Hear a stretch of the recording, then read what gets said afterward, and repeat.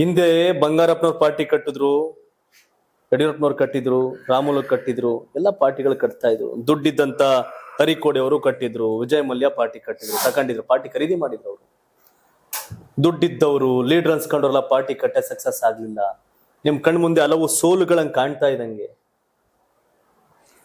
ಯಡಿಯೂರಪ್ಪನವರು ಬಂಗಾರಪ್ಪನವರು ಪಾರ್ಟಿ ಕಟ್ಟಿದ್ರು, ಸಸ್ಟೈನ್ಡ್ ಆಗಿಲ್ಲ, ಅದನ್ನ ಕಂಟಿನ್ಯೂಟಿ ಮಾಡಲಿಲ್ಲ.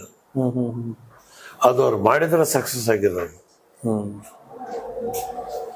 ಅವ್ರು ಕಟ್ಟಿ ಏನಾದ್ರೆ ಮತ್ತೆ ಬಂಗಾರಪ್ಪ ಕಾಂಗ್ರೆಸ್ ಹೋಗ್ಬಿಟ್ರು, ಯಡಿಯೂರಪ್ಪ ಬಿಜೆಪಿ ಹೋಗ್ಬಿಟ್ರು.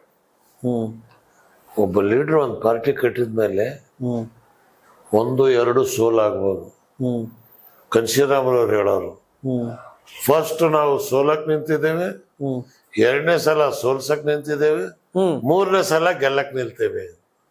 ಸೋಲಕ್ಕೆ, ಸೋಲ್ಸಕ್ಕೆ, ಗೆಲ್ಲಕ್ಕೆ. ಈ ಸಸ್ಟೈನಬಿಲಿಟಿ. ಅದಕ್ಕೆ Mayawati she become the chief minister of UP. AAP Delhi, Punjab. ಭತ್ತ ಬೆಳಿ ಸೋತ್ರು ಕೂಡ ನಾವ್ ಇಲ್ಲೇ ಇದೀವಿ, ಜನರಿಗೆ ವಿಶ್ವಾಸ ಬರುತ್ತೆ. ಹೌದಪ್ಪ, ಇವರಿದ್ದಾರೆ, ಇಲ್ಲೇ ಉಳ್ಕೊಂಡಿದ್ದಾರೆ, ಇವರೆಲ್ಲ ಶಕ್ತಿ ಇದೆ. ನೆಕ್ಸ್ಟ್ ಟೈಮ್ ಅನುಕಂಪದ ಮೇಲಾದ್ರೂ ಕೊಡ್ತಾರೆ. ಹೋದ್ ಸಲ ಕೊಡ್ಲಿಲ್ಲ. ಸೊ ಅದಕ್ಕೆ ನಾವ್ ಇಷ್ಟ ಹೇಳೋದು, ಉನ್ಕೋ ದೇಖೆ ಬಾರ ಬಾರ್, ಹಮ್ಕೋ ದೇಖೋ ಏಕ್ ಬಾರ್. ಎಸ್, ನೀವ್ ಈ ಟ್ಯಾಗ್ ಲೈನ್ ಹೇಳೋದ್ರಲ್ಲಿ, ಪ್ರಾಸಗಳು ಬಳಸೋದ್ರಲ್ಲಿ, ವಿಷಯ ಮುಟ್ಸೋದ್ರಲ್ಲಿ ಎತ್ತಿದ ಕೈ. ಭತ್ತ ಬೆಳಿಬೇಕಾದ್ರೆ 6 ತಿಂಗಳು ಬೇಕು, ಕಬ್ಬು ಬೆಳಿಬೇಕಾದ್ರೆ ವರ್ಷ ಬೇಕು, ಅಡಿಕೆ ತೆಂಗು ಫಲ ಕೊಡ್ಬೇಕಾದ್ರೆ 4-5-6 ವರ್ಷ ತಳಿ ಮೇಲೆ ಡಿಪೆಂಡು. ನೀವೇ ಹೇಳುವಂತೆ ರಾಜಕಾರಣದ ಒಂದು ಪಕ್ಷ ಸಕ್ಸಸ್ ಆಗ್ಬೇಕು ಅಂದ್ರೆ ಸೋಲಕ್ಕೆ, ಸೋಲ್ಸಕ್ಕೆ, ಗೆಲ್ಲಕ್ಕೆ ಅಂದ್ರೆ 15 ವರ್ಷ, 3 ಟರ್ಮ್, 3 ಎಲೆಕ್ಷನ್. ಆ ಸಮಯ ಬೇಕಾಗತ್ತೆ. ದೀರ್ಘಕಾಲದ ರಾಜಕಾರಣದ ಹೋರಾಟ, ಆ ಸಾಮರ್ಥ್ಯ, ಆ ಶಕ್ತಿ, ಆ ತಾಳ್ಮೆ, ಆ ವಿವೇಚನೆ ಎಲ್ಲವೂ ನಿಮ್ಗಿದೆ ಅಂತ ಅನ್ಸುತ್ತಾ? ಸಮಯ ಇದೆಯಾವೆಲ್ಲ? ಖಂಡಿತ ನಮಗೆ ಸಮಯ ಇಲ್ಲದಿದ್ರು ನಾವೇನ್ ಫೌಂಡೇಶನ್ ಹಾಕಿದೀವ, ನನ್ನ ನಾಡಿನ ಯುವಕರು, ಕರ್ನಾಟಕದ ಮಣ್ಣಿನ ಮಕ್ಕಳು, ಭಾರತ ಜನನೀಯ ತನುಜಾತೆ ಜಯ ಕರ್ನಾಟಕ ಮಾತೆ ಅಂತ ರಾಷ್ಟ್ರಕವಿ ಪುಟ್ಟಪ್ಪನವ್ರು ಹಾಡಿದ್ರು.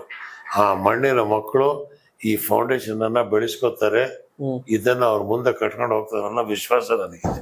ಎಸ್, ನಿಮ್ಮ ಈ ಪ್ರಚಾರದ ಅವಧಿಯ ಒಂದು ಸಮಯವನ್ನ ನನಗೆ ಕೊಟ್ಟು ಅತ್ಯದ್ಭುತವಾಗಿ ಮಾತಾಡಿ ಸರಳ ಭಾಷೆಯಲ್ಲಿ ನಿಮ್ಮ ವಿಷಯವನ್ನ ಜನಕ್ಕೆ ಮುಟ್ಸೋಕೆ ಅವಕಾಶ ಮಾಡಿಕೊಟ್ಟಿದ್ದೀರಿ.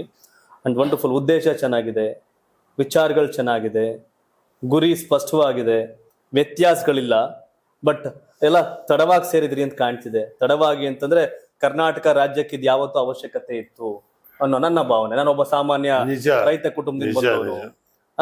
ಯಾಕೆಂದ್ರೆ ರಾಜ್ಯವನ್ನ ಯಾರು ಊರುದ್ಧಾರ ಮಾಡ್ತೀವಿ ಮನಸ್ಥಿತಿ ಇದ್ದಾರೆ ಅವರು ರಾಜಕಾರಣದಲ್ಲಿ ಇರ್ಬೇಕು.